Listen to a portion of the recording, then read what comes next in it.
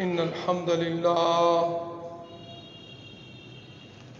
نحمده ونستعينه ونستغفره ونعوذ بالله من شرور أنفسنا ومن سيئات أعمالنا من يهده الله فلا مضل له ومن يضلل فلا هادي له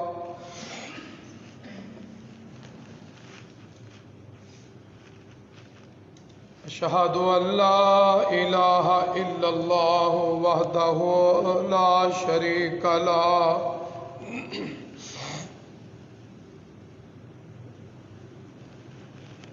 وأشهد أن محمدًا عبده ورسوله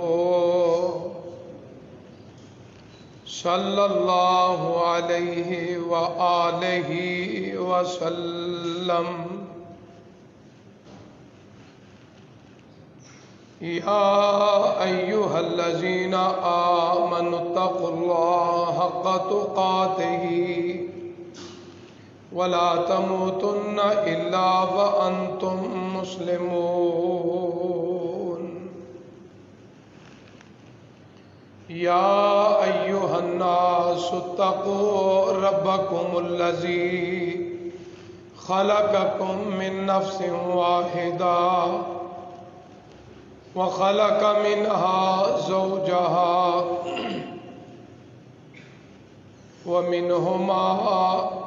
وخلق منها زوجها وبث منهما رجالا كثيرا ونساء واتقوا الله الذي تساءلون به والأرحام إن الله كان عليكم رقيبا يا أيها الذين آمنوا اتقوا الله وقولوا قولا سديدا يصلح لكم أعمالكم ويغفر لكم ذنوبكم ومن يطع الله ورسوله فقد فاز فوزا عظيما أما بعد فإن خير الحديث كتاب الله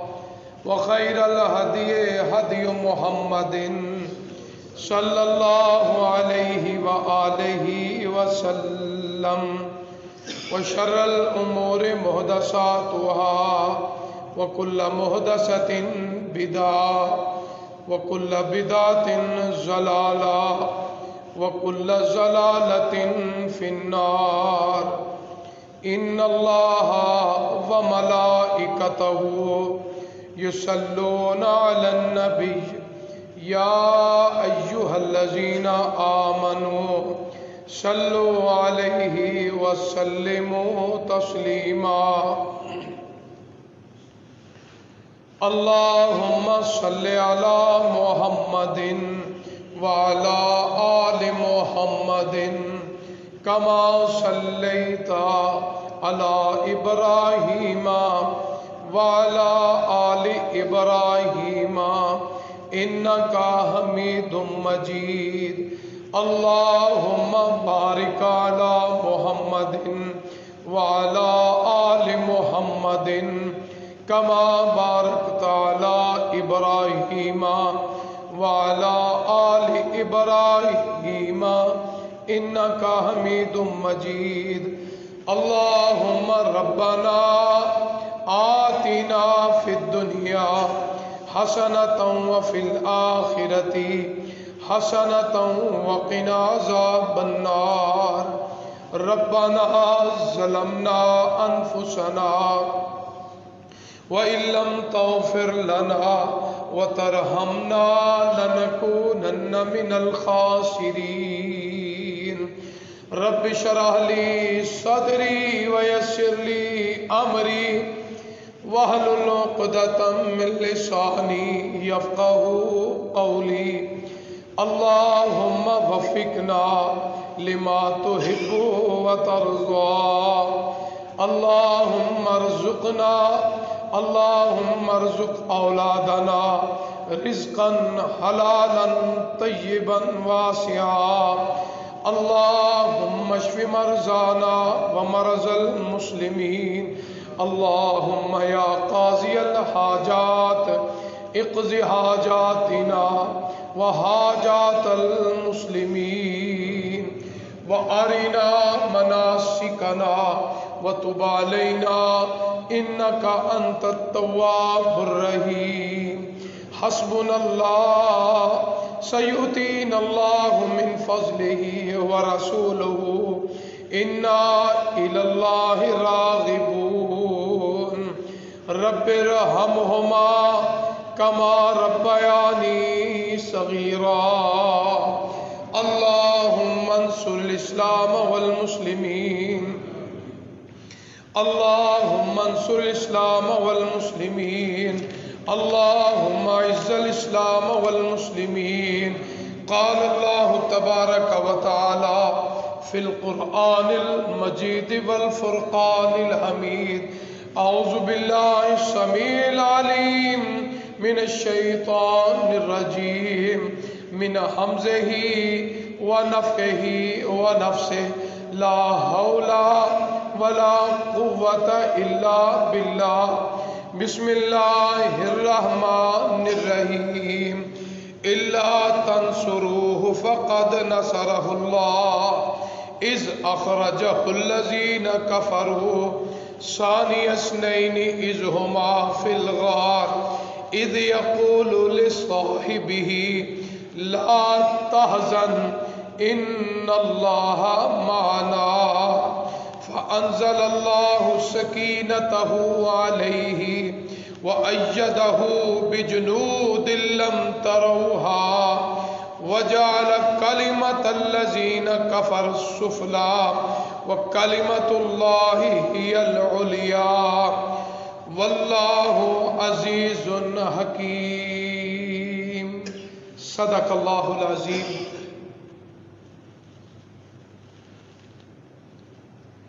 اے آدم کی اولاد، اے اس وقت حاضر انسانوں، اگر تم میرے پیغمبر، میرے نبی، میرے رسول، میرے محبوب کی مدد نہیں کرو گے، اللہ اس کی مدد کرے گا۔ جب انہوں نے اس کے آبائی علاقے مکہ معظمہ سے نکالا، دو میں سے دوسرا جب وہ غار ثور میں تھے، جب انہوں نے اپنے دوست، اپنے صاحب، اپنے صدیق سے کہا لا تحزن ان اللہ معنا، میرے صدیق غم نہ کرو، اللہ ہمارے ساتھ ہے۔ اللہ نے اپنا سکون ان دونوں پہ نازل فرمایا اور ان کی مدد کی ایسے لشکر کے ساتھ جن کو وہ دیکھ نہیں سکتے۔ اللہ نے کافروں کے کلمے کو ذلیل کر دیا، پسپا کر دیا، رسوا کر دیا۔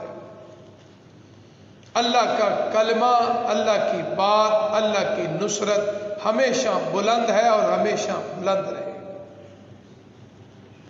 اللہ ہی غالب ہے اور حکمت والے ہیں۔ حضرات محترم، میرے قابل احترام بزرگوں، دوستوں، بھائیوں، بسحد قابل احترام میری ماں، معززات، موقرات، میری بہنوں اور بیٹیوں، ہر قسم کی حمد و ثنا اللہ وحدہ ذات لا شریک کے لیے، جو پوری کائنات کا خالق، مالک، رازق، صحیح معنوں میں مشکل کشا اور داتا ہے۔ لا تعداد بے شمار انگن درود و سلام امام الانبیاء والمرسلین، خطیب الانبیاء والمرسلین، خاتم الانبیاء والمرسلین، سرور کونین، شفیع المذنبین، ساقی حوض کوثر، رحمت للعالمین، جناب محمد الرسول اللہ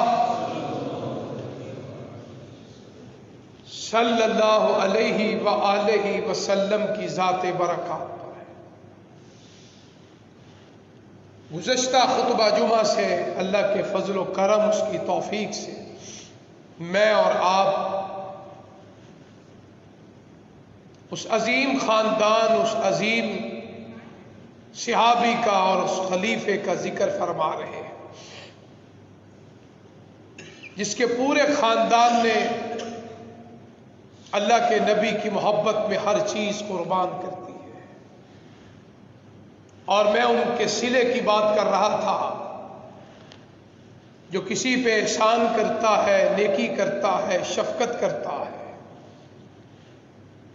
اللہ تعالیٰ اس کی نیکیوں کو، اس کے احسان کو کئی گنا کر کے اللہ بدلہ عظیم عطا فرماتے ہیں۔ رب العالمین جو بدلہ دینے والے ہیں، ان کے خزانوں میں کوئی کمی نہیں ہے۔ دنیا کے خزانوں میں حد بندی ہے، جو کسی کے پاس ہے اس کے علم میں ہے۔ زکوٰۃ دینے والا ہے تو زکوٰۃ بعد سال بعد اسے پتہ چلتا ہے کہ اتنا مال ہے، اتنی زکوٰۃ بنتی ہے۔ لیکن اللہ کے خزانے بے حساب ہے۔ جس طرح اللہ کی طاقت بے شمار ہے، اس کی خزانے بھی بے شمار ہے۔ اور جب وہ اجر دینے پہ آتا ہے، پتہ نہیں میری کون سی وہ نیکی اور آپ کی کون سی وہ نیکی ہے جس نیکی کے بدلے اللہ ہماری مصیبتیں، پریشانیاں، بیماریاں، دکھ، غم، بری خبروں سے اللہ ہمیں، ہماری نسلوں کو بھی محفوظ فرماتے ہیں۔ یہ کسی کے علم میں نہیں، لیکن اللہ کے تو علم میں ہے کہ یہ میرا بندہ ہے، اس نے فلاں موقع پہ کوئی اچھا کام کیا ہے، کوئی احسان کیا ہے۔ تو پورا خاندان صدیق جو ہے آپ کی خدمت میں لگا ہوا ہے، چاہے وہ مرد ہے، چاہے وہ عورت ہے۔ جس طرح گزشتہ خطبہ جمعہ میں جناب اسماء رضی اللہ تعالی عنہ کا میں نے ذکر کیا، اللہ نے ان کو دنیا آخرت میں بہت بڑا رتبہ عطا فرما دیا۔ مدینہ منورہ کی سرزمین میں مہاجرین کے ہاں پہلا بیٹا پیدا ہونے والا جناب اسماء کا تھا، جناب عبداللہ بن زبیر رضی اللہ تعالی،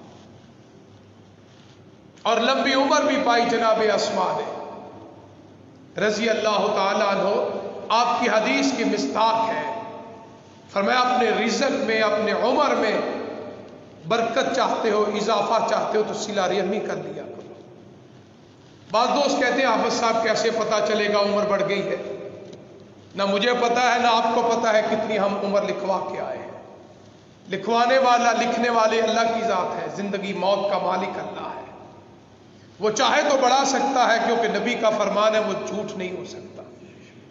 تو اس لیے میرا تو ایمان ہے اور آپ کا بھی ایمان ہوگا انشاءاللہ کہ جو نیکیاں کرتا ہے، جو صلے کرتا ہے، جو احسان کرتا ہے، اللہ اس کے رزق میں بھی برکت کرتا ہے، اس کی عمر میں بھی اللہ اضافہ کرتا ہے۔ جس طرح جناب اسماء نے اللہ کے نبی کی خدمت کی، اللہ نے بیٹا بھی عطا فرمایا اور بڑا ذہین بیٹا عطا فرمایا، اور پھر سب سے بڑی بات اللہ نے لمبی عمر بھی عطا فرمائی ہے۔ لمبی عمر کی بڑی برکتیں ہیں اگر صحت والی ہو، آدمی نیکیاں زیادہ کرتا ہے، آدمی صدقہ خیرات زیادہ کرتا ہے، آدمی نمازیں زیادہ پڑھتا ہے، آدمی رمضان شریف کے روزے زیادہ رکھتا ہے، اللہ توفیق دے، اللہ وہ حج بھی زیادہ کرتا ہے، وہ عمرے بھی زیادہ کرتا ہے، اور سب سے بڑی بات وہ اللہ کا ذکر بہت زیادہ کرتا ہے۔ یہ عمر کی برکت اور اضافے کے فوائد ہیں۔ تو اس لیے میں اس خاندان کا ذکر کر رہا ہوں کہ والذی جاء بالصدق وصدق بہ، آج بھی قرآن میں ذکر ہے، اور یہ قرآن قیامت تک کے لیے ہے۔ میں اور آپ چلے بھی جائیں گے تو مسجدوں کے اندر، محفلوں کے اندر، مجالس کے اندر، ممبر رسول پر اس خاندان کا، اس عظیم انسان کا ذکر ہوتا رہے گا انشاءاللہ۔ کوئی مرضی جو مرضی کر لے، قرآن کی آیت کو نہیں بدل سکتا، قرآن کی آیت کو ریموو نہیں کر سکتا، اس کو حذف نہیں کر سکتا۔ کہاں تک کرے گا؟ لوگوں کے سینوں سے تو نہیں مٹا سکتا۔ ثانی اثنین اللہ کہتا ہے، قرآن کہتا ہے، زبان مصطفیٰ بھی ہے اور رب کی بھی کلام ہے۔ یہ نہ میری کلام ہے نہ آپ کی کلام ہے، وہ کلاموں کا بادشاہ وہ رب ہے جس کی کلام میں آیا ثانی اثنین، اور آج پوری امت کا اجتماع ہے کہ دو میں سے دوسرا ایک ہی ہے، وہ جناب ابو بکر صدیق رضی اللہ تعالیٰ۔ تو اس لیے مال بھی قربان، اولاد بھی قربان، نبی کی پریشانی کو نہ دیکھنے والا اگر دنیا کی روئے زمین میں اگر کوئی ہے تو جناب صدیق اکبر رضی اللہ تعالیٰ۔ اللہ کے رسول صلی اللہ علیہ وآلہ وسلم کو اپنی لاڈلی بیٹی، چھوٹی عمر ہے، آپ 50 سال سے ابو ہے، محبت اس کو کہتے ہیں، جناب امی عائشہ کا نکاح دیا رضی اللہ تعالیٰ۔ یہ ایک بہت بڑی محبت کی بات ہے۔ لوگ اپنی بہنوں اور بیٹیوں کا رشتہ کن کو دیتے ہیں؟ جن سے پیار ہو۔ بعد میں اگر علیحدہ بات ہے، کوئی مسئلے مسائل پیدا ہو جائے، کبھی کوئی آدمی، کوئی بھائی، اب کوئی باپ اپنی بہن اور بیٹی کا رشتہ ایسے آدمی کو نہیں دیتا جس سے آدمی تنگ ہو، جس سے آدمی پریشان ہو۔ آدمی اسی کو رشتہ دیتا ہے جس سے دل و جان سے راضی ہوتا ہے۔ تو جناب صدیق اکبر کی یہ محبت ہے کہ آپ کی جو ہماری امہات المومنین ہیں، 12 ہے یا 13 ہے، اور جب آپ اس دنیا سے تشریف لے گئے، ہماری امی جانیں کتنی تھی؟ وہ 9 موجود تھی اس وقت، اور ان میں سب سے چھوٹی اور ایک ہی کباری خوش نصیب جناب حضرت امی عائشہ صدیقہ طیبہ طاہرہ رضی اللہ تعالیٰ عنہا ہے۔ یہ بھی ایک محبت کی بات ہے کہ محبت سے رشتہ قائم ہوتے ہیں۔ حضرت عثمان غنی رضی اللہ تعالیٰ عنہ، آقا علیہ الصلوۃ والسلام نے جناب رقیہ کا رشتہ دیا۔ جناب رقیہ بیٹی رسول اللہ کو پیاری ہو گئی۔ آپ نے اپنی دوسری بیٹی جناب ام کلثوم کا رشتہ دیا۔ اتفاق کی بات ہے، فیصلے آسمان پہ ہے، جناب ام کلثوم بھی اللہ کو پیاری ہو گئی۔ تو تاریخ کی کتابوں میں لکھا ہے، فرمایا میرے عثمان، کاش میری کوئی بیٹی اور موجود ہوتی، اس کا بھی نکاح میں تجھ سے کر دیتا۔ یہ اچھے رویہ، اچھا اخلاق، اچھا برتاؤ ہمارے سامنے آتا ہے۔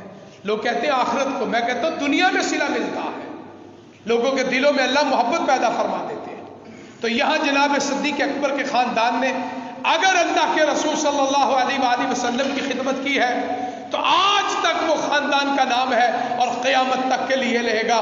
تو جناب حضرت ابوبکر صدیق رضی اللہ تعالیٰ عنہ، پورا خاندان خدمت میں ہے۔ اس غار ثور کے اندر جہاں پریشانی ہے، تکلیف ہے، دکھ ہے، دشمن کا ڈر، خوف ہے، کوئی پتہ نہیں کہ زندگی ساتھ دے گی یا نہیں دے گی، چھپے ہوئے ہیں، لیکن رب کیا کہتا ہے؟ دنیا کی کوئی طاقت بھی مدد نہ کرے تو رب کہتا ہے میرا تو مدد کا دروازہ کھلا ہے، سارے در کھل جائیں، رب کا در ہمیشہ کھلا ہے۔ لا الہ الا انت سبحانک انی کنت من الظالمین۔ یاد رکھو، اللہ کی رحمت سے نا امید ہونا بہت بڑا کفر ہے۔ فرمایا اللہ کے نبیوں کی سنت ہے کہ لا تقنطوا من رحمت اللہ، اللہ کی رحمت سے نا امید۔ بعض دوست کہتے ہیں اس وقت ابھی میں خطبہ جمعہ سے پہلے سن رہا تھا کہ فلاں پریشانی، فلاں پریشانی، فلاں پریشانی، کب یہ ختم ہوگا؟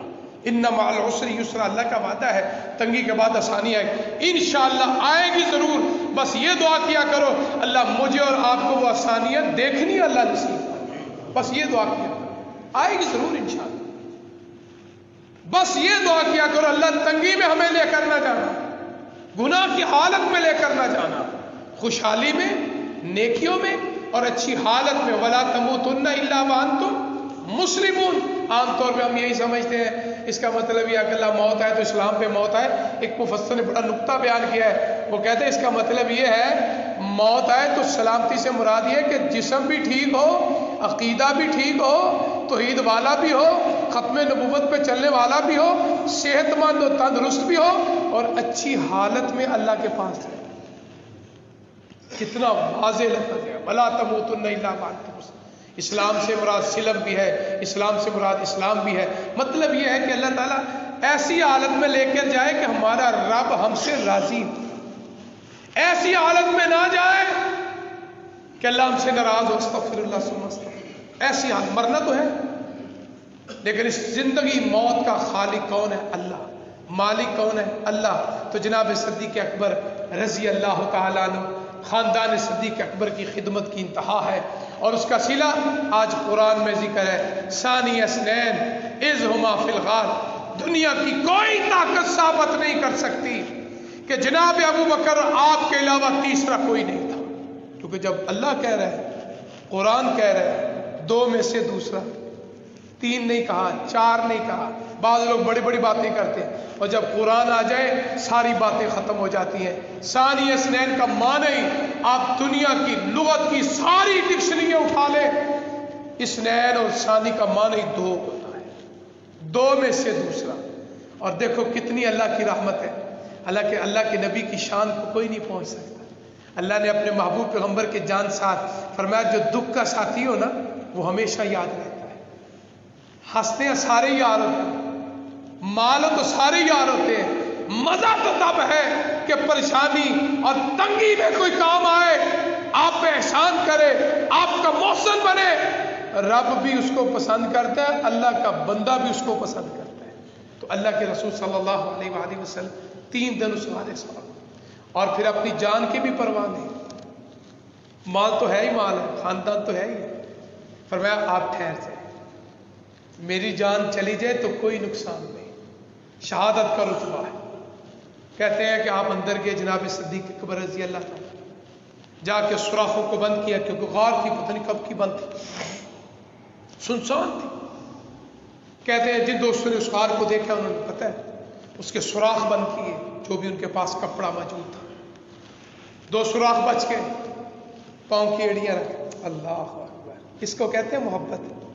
آج ہم محبت کا تو بڑا دعویٰ کرتے ہیں. میں تو اکثر مثال دیتا ہوں، وہ بیٹا کہے نا اماں مجھے آپ سے بڑا پیار ہے، امی کہے نا بیٹا فلاں کام کا میں نہیں کرنا. ہمارا پیار اس طرح کا. یہ زبانی جمع خرچ کو محبت نہیں کہتے.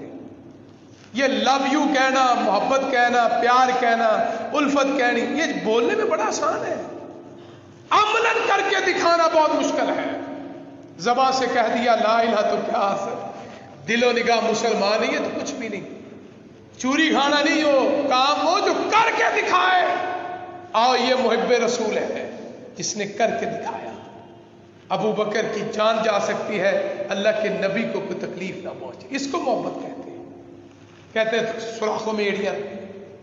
اور سیرت کی اور تفاسیر کی کتابوں میں لکھا ہے کسی موذی کیڑے نے ڈس کیا، تکلیف ہو گئی، انسانی فطرت ہے، درد شروع ہو گئی. اور جب تکلیف ہو تو آنکھوں کا کام ہے پانی آنا، پانی آ رہا ہے. اللہ اکبر. حرکت اس لیے نہیں کر رہے، اللہ کے نبی کا سر مبارک آپ کی گود میں ہے. سبحان اللہ. ذرا وہ منظر سامنے لاؤ، غار ہو، گود صدیق اکبر رضی اللہ عنہ، اور سر وہ ہو جو پوری کائنات کا عظیم سر مبارک ہے. اللہ اکبر. اور آپ جناب صدیق اکبر کی گود میں سر مبارک رکھ کے آرام کی نیند سو رہے ہیں، دشمن تلاش کر رہے ہیں، کوئی ڈر نہیں، کوئی خوف نہیں. اور جب اللہ ساتھ تو ڈرنے کی کس بات کی ہے؟ زندگی موت اللہ کے ہاتھ میں، نفع نقصان کا مالک اللہ ہے. تکلیف سے آنکھوں سے پانی نکلتا ہے، چہرہ پر نور پہ گرتا ہے. آپ نے آنکھ کھولی، پوچھا میرے ابو بکر کیا ہوا ہے؟ رضی اللہ تعالیٰ. فرمایا اللہ کے رسول صلی اللہ علیہ وآلہ وسلم کسی کیڑے نے مجھے ڈس لیا ہے، تو میں تو حرکت تو نہیں کی کہیں آپ کے آرام میں خلل نہ آ جائے، تو یہ آنسو میرے اختیار میں نہیں ہے، تکلیف بڑھتی جا رہی. فرمایا ادھر. آپ نے اپنا تھک مبارک جناب صدیق اکبر کی ایڑی پہ لگایا رضی اللہ تعالیٰ. جناب ابو بکر فرماتے ہیں کہ ادھر آپ نے اپنے ہاتھ مبارک سے تھک مبارک میری ایڑی پہ لگایا، اللہ نے مجھے شفا عطا فرما دی. اللہ. اور سیابی رسول ہو، سیابی رسول ہو، جو نبی کا شاگرد ہو، نبی سے سیکھنے والا ہو، وہ ایک مریض کا علاج کرتا ہے. جو حدیث میں آتا ہے وہ بکریوں والا واقعہ، 7 مرتبہ سورۃ فاتحہ پڑھتا ہے، 7 مرتبہ، اور پڑھ کے تھک جو ہے اس سردار کی، وہ جو جہاں جانور نے یا زہریلے کیڑے نے ڈنگ مارا ہے اس پہ لگایا، اللہ نے شفا دے دی. یہ تو شاگرد ہے نا، کلام رب کی ہے، کام کس کا ہے؟ شاگرد کا. کس کا شاگرد ہے؟ جو پوری کائنات کا امام ہے. اس کا تھک دیکھو اور نبی کا تھک، اللہ نے اس سردار کو شفا دے دی، اس نے 30 یا 40 بکریاں دے دی، تو یہاں تو کائنات کا امام ہے، ایسا استاد نہ آیا نہ کبھی آ سکتا ہے۔ آپ نے اپنا تھک مبارک ایڑی پہ لگایا۔ اللہ کے رسول صلی اللہ علیہ وآلہ وسلم، غزوہ خیبر کا موقع ہے، سارے قلعے فتح یاب ہو گئے۔ تاریخ کے طالب علم جانتے ہیں کہ مرہب جو سردار تھا یہودیوں کا، وہ قلعے میں بند ہو گئے، وہ قلعہ فتح نہیں ہوا۔ جب صحابہ قریب جاتے اوپر سے وہ تیر پھینکتے تھے، حملہ کامیاب نہیں ہوتا کیونکہ وہ اونچائی پہ تھے اور صحابہ نیچے تھے۔ تو اللہ کے رسول صلی اللہ علیہ وآلہ وسلم نے عشاء کی نماز کے وقت جب مجاہدین کو نماز پڑھائی، نماز سے پہلے فرمایا کہ صبح میں ایک ایسے آدمی کے ہاتھ میں جھنڈا دوں گا، اللہ اس کے ہاتھ میں فتح عظیم عطا فرمائے گا۔ خوشخبری مل گئی، ٹائم بھی مقرر ہو گیا کہ صبح فتح بھی ہوگی، اس کا ہاتھ بھی ہوگا اور جھنڈا بھی ہوگا۔ سارے صحابہ فرماتے ہیں کہ ہم رات کو دعا کرتے رہے ان خوش نصیب صحابی میں میرا نام آتا ہے۔ اللہ کے رسول صلی اللہ علیہ وآلہ وسلم مجھے بھی دے۔ حضرت عمر فاروق کے بارے میں رضی اللہ تعالیٰ لکھتے ہیں، کہتے ہیں کہ میں نے کبھی کسی اقتدار اور ایسی چیز کی خواہش نہیں کی، لیکن اس موقع پہ میں نے بھی خواہش کی، اللہ وہ صبح اللہ کے نبی جس کو جھنڈا پکڑائے وہ عمر ہو۔ اللہ اکبر، رضی اللہ تعالیٰ۔ صبح جب نماز کا وقت ہوا، آپ کی عادت مبارکہ تھی کہ آپ صف بندی کروایا کرتے تھے، صحابہ کے قریب جا جا کے ان کی صفوں کو، صحابہ کو آپس میں ملاتے، ان کو درست کرتے۔ یہ بھی ایک امام کی ذمہ داری ہے۔ یہ نہیں کہ آدمی ادھر کھڑا ہے، ایک ادھر کھڑا ہے، ایک ادھر کھڑا ہے، یہ صف بندی نہیں ہے۔ صف بندی آپ دیکھ رہے صف وہ ہوتی ہے جو بالکل سیدھی ہو۔ اور صحابہ فرماتے ہیں کہ آپ صلی اللہ علیہ وآلہ وسلم تکبیر بھی ہو جاتی تھی، آپ صحابہ کی صفوں کو درست کرتے تھے، کوئی آگے اس کو پیچھے یا پیچھے، تو آپ کہتے صفیں بالکل سیدھی ہونی چاہیے، ملا ہونا چاہیے۔ آپ اس موقع پہ جب صف بندی کرواتے، اچانک آپ نے پوچھا این علی رضی اللہ تعالیٰ، جناب علی نظر نہیں آتے۔ صحابہ فرمانے لگے شعب چشم، ان کی آنکھیں خراب ہے، اس لیے وہ خیمے میں ہے، وہ نماز کے لیے نہیں آئے۔ اس کا مطلب ہے کہ بیماری کی وجہ سے، عذر کی وجہ سے اگر کوئی نہ آئے تو وہ بات نہیں کر سکتی۔ یہ بھی حدیث کی ان کی قسموں میں یہ بھی ایک قسم ہے، قولی، فعلی، تقریری۔ قولی کا معنی ہوتا ہے آپ نے کہا ہو، جو زبان یعنی فعلی وہ جو آپ نے کر کے دکھایا ہو، تقریری وہ جو آپ کے سامنے عمل ہوا تو آپ نے اس کو برا نہ جانا ہو۔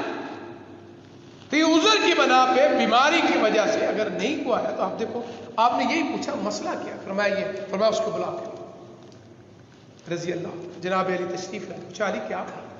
فرمایا اللہ کے رسول صلی اللہ علیہ وآلہ وسلم میری آنکھیں ٹھیک نہیں، بڑی تکلیف میں۔ فرمایا ادھر قریب کیا، صحابہ گواہ ہیں رضوان اللہ علیہ مجھ پہ، آپ نے اپنا تھک مبارک جناب علی رضی اللہ تعالیٰ فرماتے ہیں میری آنکھوں پہ لگایا، میرے رب نے مجھے شفا عطا فرما دی۔ کہتے جب تک میں زندہ رہا زندگی بھر میری آنکھیں دوبارہ خراب نہیں ہوئی۔ اللہ، اور ادھر جناب صدیق اکبر رضی اللہ عنہ، کہتے زہر کا اثر ختم ہو۔ اب جناب ابوبکر صدیق رضی اللہ تعالیٰ عنہ نے پورے ہجرت کے سفر میں پرانے دور جنہوں نے حج عمرہ کیا ہے، پرانا جو مکے کا روڈ ہے، آج کل تو اللہ کی رحمت ہے نئے روڈ بن گئے اور بڑی بڑی سہولتیں آ گئی، اس دور میں ان دونوں کا سفر کرنا، بیابان، جنگل، میدانی علاقہ، گرمی کا موسم بھی ہو سکتا ہے، تو اللہ کے رسول صلی اللہ علیہ وسلم نے جب ہجرت کے موقع پہ وہ جو سفر تھا، تو جناب صدیق اکبر رضی اللہ تعالیٰ عنہ کی خدمت کی انتہا ہے، اپنی بھوک کی فکر نہیں، پیاس کی فکر۔ اور اسی لیے آتے ہیں نا، آدمی کا پتہ چلتا ہے سفر کرنے کے ساتھ آپ کا ہم سفر کیسا ہے، یا پتہ چلتا ہے آپ اس کے ساتھ کاروبار کرتے ہیں، لین دین کرتے ہیں۔ جس حضرت عمر فاروق رضی اللہ تعالیٰ عنہ کے دور میں ہے، ایک آدمی کے بارے میں کوئی کیس لگا ہوا، تو لوگوں میں سے بعض لوگ کہنے لگے یہ آدمی بہت صالح ہے، اچھا آدمی ہے، نماز پڑھتا ہے، اللہ کا ذکر کرتا ہے، ہم نے اس کو اچھی حالت میں دیکھا ہے۔ تو جناب عمر فاروق رضی اللہ تعالیٰ جو گواہی دینے والے تھے ان سے پوچھا کیا اس کے ساتھ تم نے سفر کیا؟ نہیں۔ کیا اس کے ساتھ تم مالی معاملات کیے؟ نہیں۔ تو فرمایا تمہیں کیسے پتا یہ صالح؟ اللہ، یعنی انسان کی خوبیاں اور خامیاں سفر میں پتا چلتا ہے کہ اس کے اندر کون سی اچھی عادت، کون سی بری عادت ہے، سب کو پتا چلتا۔ آپ اپنے دوستوں کے ساتھ سفر پہ جاتے ہیں تو آپ کو پتا چلتا ہے یہ میرے اس دوست کی ایک اچھی عادت ہے، یہ بری عادت ہے جو مجھے اچھی نہیں لگتی۔ پتہ چل جاتا ہے۔ اس طرح آپ کاروبار کرتے ہیں، کسی رشتہ دار کے ساتھ کرتے ہیں، کسی دوست کے ساتھ کرتے ہیں، تو پتہ چلتا ہے کہ ایماندار ہے، بے ایمان ہے، تاجر ٹھیک ہے، بے ایمان جھوٹ تو نہیں بولتا، کوئی پھٹی تو نہیں لگا رہا۔ کب پتہ چلے گا؟ جب کاروبار کرے گا۔ یعنی یہ نہیں ہے کہ ایک آدمی کے ساتھ ہم نے کاروبار نہیں کیا، ہم نے اس کا سفر نہیں کیا، کیسے پتہ چلے گا راجل صالح؟ تو ایک علیحدہ بات ہے کہ دعا کیا کرو اللہ ہمارے عیبوں پہ پردہ ڈال کے رکھے، اللہم استر عوراتنا وآمن رواتنا وتقبل توباتنا۔ تو جناب صدیق اکبر رضی اللہ تعالیٰ عنہ خدمت کی انتہا، اپنی بھوک اور پیاس کی فکر نہیں، کہتے راستے میں آپ صلی اللہ علیہ وآلہ وسلم، ابو بکر اب تو بھوک کی اخیر ہو چکی ہے، کچھ نہ کچھ ڈھونڈو، جو ملا تھا جو جناب آسمان وہ ختم ہو چکا ہے، اس لیے کچھ تلاش کرو، کوئی قافلہ، کیونکہ عام راستے سے ہٹ کے آپ جا رہے تھے، کیونکہ دشمنی کا ڈر تھا، کوئی دشمن نہ آ جائے، کوئی مسئلہ نہ بن جائے، تو اس لیے آپ عام راستے سے ہٹ کے آپ مدینہ منورہ یثرب کی طرف جا رہے تھے۔ تو فرمایا ڈھونڈو، جناب صدیق کو کہتے ہیں میں دائیں بائیں آگے پیچھے، اتفاق کی بات ہے کوئی چیز نہیں، سوائے ایک بڑھیا کے بارے میں سیرت کی کتابوں میں لکھا ہے کہ ایک چھوٹا سا جھونپڑا تھا، ان کے پاس کہ ایک بڑھیا بیٹھی ہے، تاریخ میں اس کا نام ام معبد آتا ہے، کہتے ہیں جس میں اس کے پاس کے پوچھا ام معبد آپ کے گھر میں کوئی چیز کھانے پینے کو ہے؟ میرا پیارا جو ہے نا، میرا جو محبوب ہے اس کو بڑی بھوک لگی ہے، اپنی بھوک کی فکر نہیں۔ ام معبد کہنے لگے ہمارے پاس تو کچھ بھی نہیں، میرا خاوند جو ہے وہ بکریاں لے کر گیا ہے، تو یہ ایک بکری کھڑی ہے لیکن یہ بڑی کمزور سی ہے، چل بھی نہیں سکتی، بیمار ہے، مریض سی ہے، اس کے پاس تو دودھ بھی نہیں ہے اور کچھ نہیں۔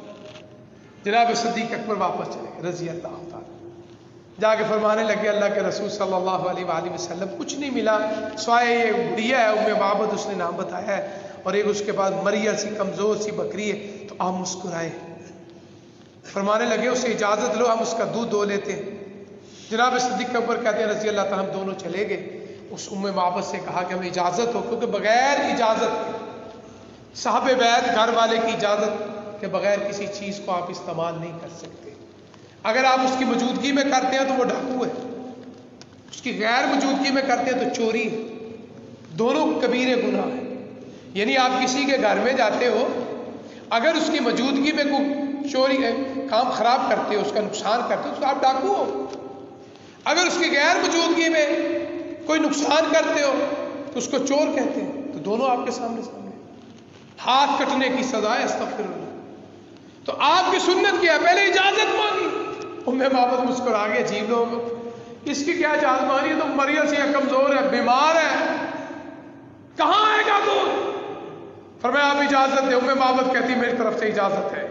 اب ام معبد کہتی ہے کہ میں نے اپنی زندگی میں ایسا شخص نہیں دیکھا، اخلاق میں اعلیٰ، خوبصورتی میں اعلیٰ، ہر حالت میں اعلیٰ، سبحان اللہ۔ کہتے ہیں جب وہ قریب گئے تو آپ نے بسم اللہ پڑھی، اس بکری کمزور سے، جناب صدیق اکبر کہتے ہیں میں بھی دیکھ رہا ہوں اللہ کی شان، ادھر آپ کا ہاتھ لگا، اس کے تھن جو ہے وہ دودھ سے بھر گئے، سبحان اللہ، برکت والے ہاتھ، معجزہ رسول ظاہر ہو رہا ہے۔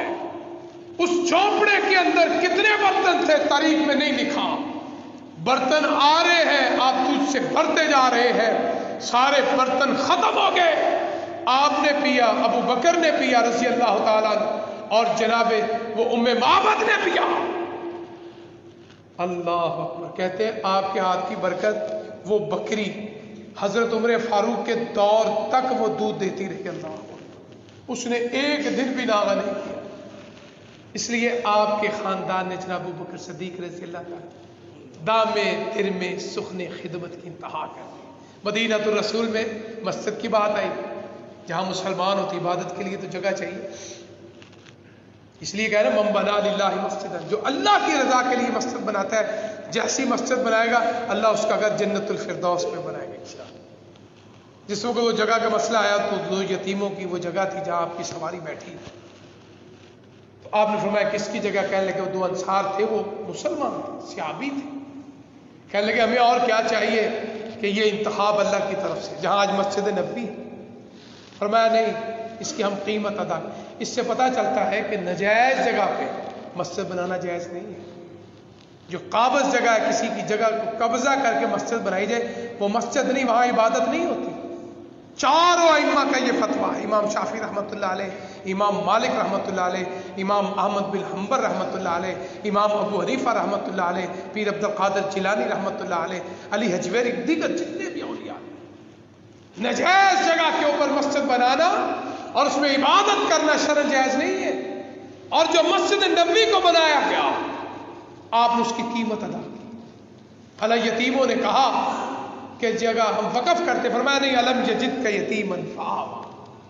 اور اس جگہ کی قیمت کے بارے میں مورخین لکھتے ہیں کہ جناب حضرت ابوبکر صدیق رضی اللہ تعالیٰ عنہ نے اس جگہ کی قیمت ادا کی۔ آج دیکھو وہ مسجد نبوی کتنا بڑا صدقہ جاری ہے، لاکھوں نہیں، کروڑوں نہیں، اربوں نہیں، اس وقت سے لے کر آج تک، اور انشاءاللہ مکہ و مدینہ، مسجد النبی اور بیت اللہ، مسجد الحرام، قیامت کی دیواروں تک لوگ جاتے رہیں گے، نمازیں پڑھتے رہیں گے، اعتکاف بیٹھے رہیں گے، درود پڑھیں گے اور وہاں ذکر و اذکار کریں گے۔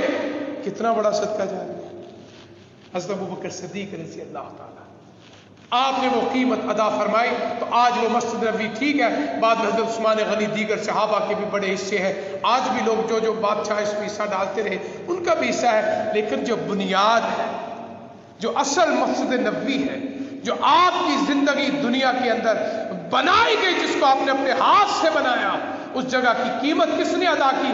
حضرت ابوبکر صدیق رضی اللہ تعالیٰ۔ اس لیے آپ نے پوری زندگی، اور آپ کے خاندان نے، مدینۃ الرسول کے آپ دیکھ لیں 10 سال ہے آپ خدمت پہ موجود، اللہ نے پھر صلہ دیا۔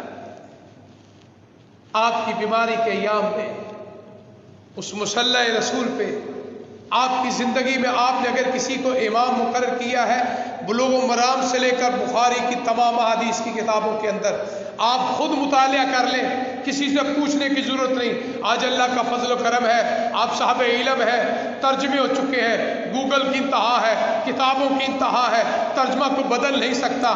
آپ نے کیا فرمایا تھا؟ فرمایا جناب ابوبکر کو حکم دو، فَلْيُصَلِّ بِالنَّاسِ، لوگوں کو نماز کی بات، ایک نماز نہیں، 2 نمازیں نہیں، 17 نمازیں آپ صلی اللہ علیہ وسلم کی حیات مبارکہ میں آپ نے نمازوں کی امامت کروائی ہے۔ تو جب آپ کے جانے کے بعد مسئلہ خلافت کا آیا تو لوگوں نے ایک ہی بات کہی، مہاجرین نے اور انصار نے، جس مصلی پہ اللہ کے نبی نے اپنی زندگی میں آپ کو کھڑا کر دیا ہے، دنیاوی معاملات میں بھی آپ ہی ان کے نائب ہیں۔ تو خلیفہ اول حضرت ابوبکر صدیق رضی اللہ تعالیٰ عنہ، 2.25 سال آپ کی خلافت ہے، بہت مختصر سا وقت ہے، صحابہ کرام کی خدمت اور آل رسول کی خدمت، جناب حضرت ابوبکر صدیق رضی اللہ تعالیٰ عنہ بیماری کے ایام میں اپنی بیٹی کو بلا، جناب حضرت عائشہ صدیقہ طیبہ طاہرہ، کہنے لگے مجھے نظر آ رہا ہے کہ میں اللہ کے پاس جانے لگا۔ اس موقع پہ پھر آپ نے 2 باتیں کی، ایک تو یہ میرا جو لباس ہے، اسی لباس میں مجھے دفنا دیا جائے، اور دوسری بات یہ ہے کہ میں نے اپنے بعد جناب حضرت عمر فاروق رضی اللہ تعالیٰ عنہ کو نامزد کیا ہے۔ آپ پوری کتابوں کا مطالعہ کر لیں، ان کے نامزدگی میں، یعنی کہ ان کے مقرر ہونے میں کسی مہاجر نے، کسی انصار کی کوئی مخالفت نہیں ہے۔ حالانکہ بعض دوستوں نے جناب صدیق اکبر رضی اللہ تعالیٰ بیماری کے ایام میں یہ بات کہی تھی کہ حضرت عمر فاروق دل کے، زبان کے، یا اس طرح کے معاملات میں بڑے سخت ہیں، جلدی جلدی تلوار نکال لیتے ہیں۔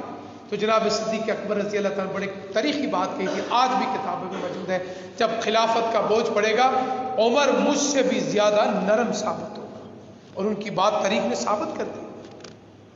تو اس لیے جناب حضرت ابوبکر صدیق رضی اللہ تعالیٰ عنہ، اللہ تعالیٰ نے یہ عزت عطا فرمائی ہے۔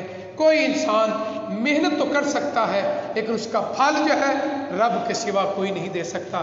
آج ثانی اثنین کے مصداق، دنیا کی زندگی میں بھی 2 میں سے دوسرا، اور جانے کے بعد اس دنیا میں جہاں آج روضہ مبارک ہے، وہ کمرہ جناب حجرہ عائشہ صدیقہ رضی اللہ تعالیٰ عنہ کا ہے، کہ انہوں نے اسی جگہ رہائش تھی ان کی، جب تک آپ کی قبر مبارک تھی حضرت امی عائشہ صدیقہ وہاں رہتی تھی رضی اللہ تعالیٰ۔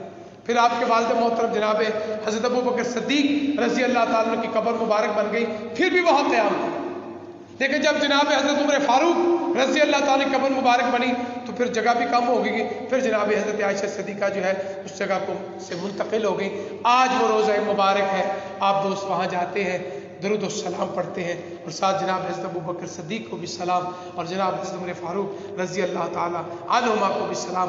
پتہ یہ چلا اللہم مالک الملک تؤتی الملک من تشاء، اس لیے رب العالمین بتانے کا مقصد کیا ہے؟ نیکی کرتے ہو، صلہ رحمی کرتے ہو، کوئی اچھا کام کرتے ہو تو اس سے نا امید نہ ہو جاؤ، انشاءاللہ صرف یہ بات ذہنوں میں رکھو، بندے پہ امید نہ رکھو۔ آج ہمیں بعض دوست کیا کرتے ہیں، میں نے فلاں پہ نیکی کی، میں نے فلاں پہ احسان کیا، میں نے یہ کیا، وہ بندے پہ امید رکھو، بندے پہ نہیں۔ سورہ مدثر کے اندر فرماتے ہیں وَلَا تَمْنُن تَسْتَكْثِرْ، فرمایا اللہ کی مخلوق پہ نیکی کر کے، احسان کر کے، کو خدمت کر کے اس سے زیادہ کا مطالبہ کرتے ہیں تو وہ تو نیکی رہتی نہیں، نہ وہ احسان رہتا ہے، نہ وہ صلہ رحمی کیا رشتہ داروں سے اچھا سلوک کرتا ہے، یا میں اس کی خدمت کرتا ہوں، میں اس کے پاس جو کوئی زیادہ خدمت کرے گا، یہ صلہ رحمی نہیں ہے۔ صلہ رحمی کا مطلب یہ ہے کہ آپ جو بھی کام کریں للہ، اللہ کی رضا کی خاطر۔ ان لوگوں نے اللہ کی خاطر کیا ہے، آج بھی ان کا ذکر ہے، میرے اور آپ کے بعد بھی انشاءاللہ لوگ قرآن پڑھتے رہیں گے، حدیث پڑھتے رہیں گے، سیرتیں پڑھتے رہیں گے، خلفاء کی زندگی پڑھتے رہیں گے، یہ باتیں ہوتی رہیں گی۔ اس لیے آج ہمیں بھی چاہیے کہ ہم بھی ایسے ایسے کام کریں کہ ہمارے جانے کے بعد رشتہ دار ہمیں اچھے لفظوں میں یاد کریں، ہمارے جانے کے بعد ہمارے دوست جو ہیں وہ ہمیں اچھے لفظوں میں یاد کریں، ہمارے ہمسائے ہمیں اچھے لفظوں میں یاد کریں گے۔ سمجھ لو پھر انشاءاللہ الرحمن اللہ تعالیٰ میری اور آپ کی ملاقات انشاءاللہ امام کائنات کی سرداری میں، حسن و حسین کی سرداری میں اللہ جنت الفردوس میں اللہ ملاقات فرمائیں گے۔ وآخر دعوانا ان الحمدللہ رب العالمین، سبحان ربک رب العزت عما یصفون وسلام علی المرسلین والحمدللہ رب العالمین۔